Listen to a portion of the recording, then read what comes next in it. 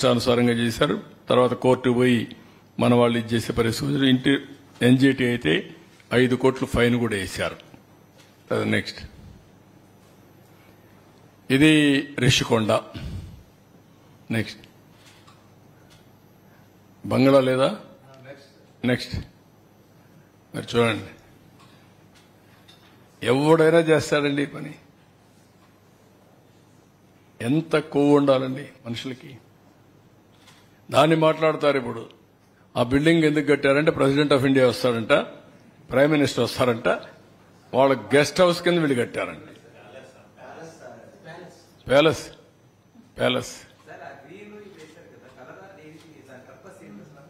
Cover చేశారు, కనపడకుండా sheet వేశారు. ఎరోజన్ కంట్రోల్ చేయడానికి షీట్ వేశారు.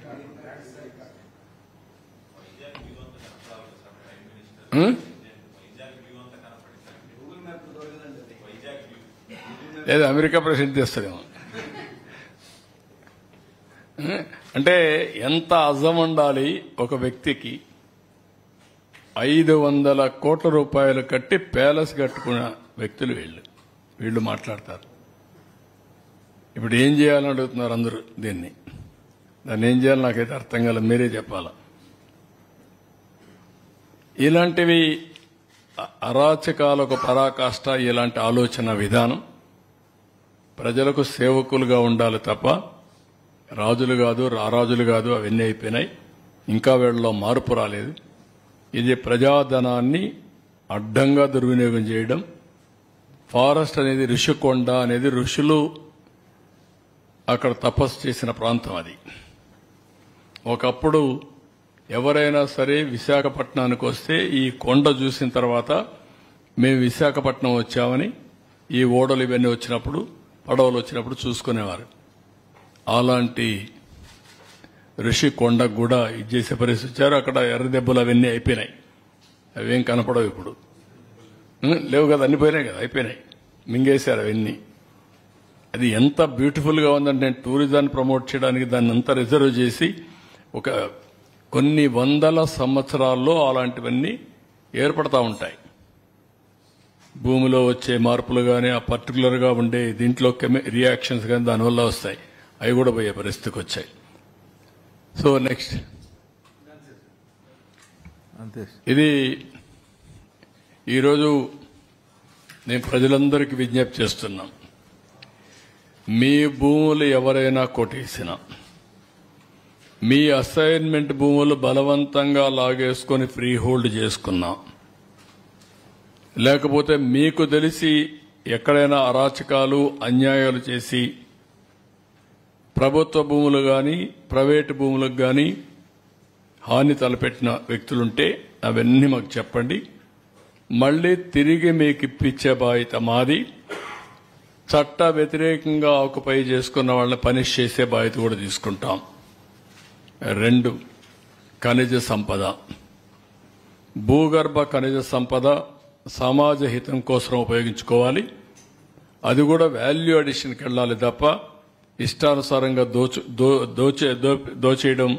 దోపిడీ చేయడం కరెక్ట్ కాదు. అందరికీ విజ్ఞప్తి చేస్తున్నా, ఎవరైనా మీవి క్రషర్ దగ్గర నుంచి పెద్ద పెద్ద క్వారీ వరకు ఏదున్నా కూడా మీవి కానీ బలవంతంగా లాగేసుకుంటే మీరు మాకు రిపోర్ట్ చేయండి. ముందుకు రండి, ధైర్యంగా మీకు ఇప్పిస్తాం. యథేచ్ఛగా ఫ్రీగా మీరు చేసుకునే స్వేచ్ఛ మీకు కల్పిస్తాం. ఇది 2ది. 3ది, ఫారెస్ట్ ఏరియాని ఏ విధంగా కొట్టేశారో మీరే చూశారు. ఇలాంటి అడవులను కూడా మింగేసే ఈ ఆనకొండల్ని మనం గుర్తుపెట్టుకోవాల్సిన అవసరం ఉంది. వీళ్ళందరినీ పనిష్ చేయాల్సిన అవసరం ఉంది. ఆ రోజు ఫారెస్ట్ మినిస్టర్గా పనిచేసిన వ్యక్తులు కానీ ముఖ్యమంత్రిగా పనిచేసిన వ్యక్తులు కానీ పదవికి అర్హుల? ప్రజాస్వామ్యంలో ఇలాంటి వ్యక్తులు ఉండవలసిన అవసరం ఉందని కూడా ప్రజలు ఆలోచించాల్సిన అవసరం ఉంది. ఈరోజు మేము ఇచ్చిన డేటా చాలా తక్కువ. మా ఆఫీసులో ఇంత డేటా లేదు. ఒకవేళ నాకు పార్టీ ఆఫీసులో నేను వెరిఫై చేయకుండా ఇస్తే కూడా కరెక్ట్ కాదు. ఇంకా కలెక్ట్ చేయాల్సిన చాలా ఉంది. అరాచకాలు చాలా జరిగాయి. ఎక్కడ పోయినా నా కొండలు చూస్తే చాలా బాధేసింది. గుండెలు పిండేసి అంత బాధపడ్డా. నేను జపాన్కు పోతే ఆ కొండలను చూస్తే నాకు ఆనందం. ఒక్కొక్క కొండ పైన ఒక్కొక్క రకమైన ఫ్లవర్స్ ఉంటాయి. అక్కడ అలాంటి గార్డెన్స్ చూడడానికి, అడవులు చూడడానికి సీజన్లో కొంతమంది వస్తారు. నాకు తిరుపతి ఎప్పుడూ ఒక ఉదాహరణ. తిరుపతిలో నేను డిఫరెంట్ ఫ్లవర్స్ వేయాలని చెప్పి ఆలోచించాను. ఎందుకంటే తిరుపతి నుంచి ఇటు చూస్తే బ్రహ్మాండంగా కలర్ఫుల్గా కనపడే విధంగా ఉండాలని. విశాఖపట్నం పోతే నాకు ఎప్పుడూ ఒక కోరిక, ఆ కొండల చుట్టుపక్కలంతా కూడా మంచి ఫ్లవర్స్ వేస్తే ఎక్కడే సింహాచలం కొండలు అవన్నీ బ్రహ్మాండంగా ఉంటాయని. దానికే నేను కొండపైన అయితే మీరు ఒకసారి చూసి తిరుమల పైన చాలా వరకు ఈ ఆర్నమెంటల్ ప్లాంట్సే కాకుండా మెడిసినల్ ప్లాంట్స్ పెట్టాం. ఎందుకు పెట్టామంటే అక్కడ మెడిసినల్ ప్లాంట్స్ ఉంటే ఆ స్మెల్ కానీ ఆరోగ్యం గారికి బ్రహ్మాండంగా ఉండాలని కూడా ఆలోచించాం. ఈ విధంగా మనం ఫారెస్ట్ ఏరియాలో మీకు ఐడియా ఉంటుంది. నేను ఉన్నప్పుడు హెలికాప్టర్ల ద్వారా సీడింగ్ చేశాం, ఎయిర్ సీడింగ్ చేశాం, వన ఉత్సవాలు చేశాం.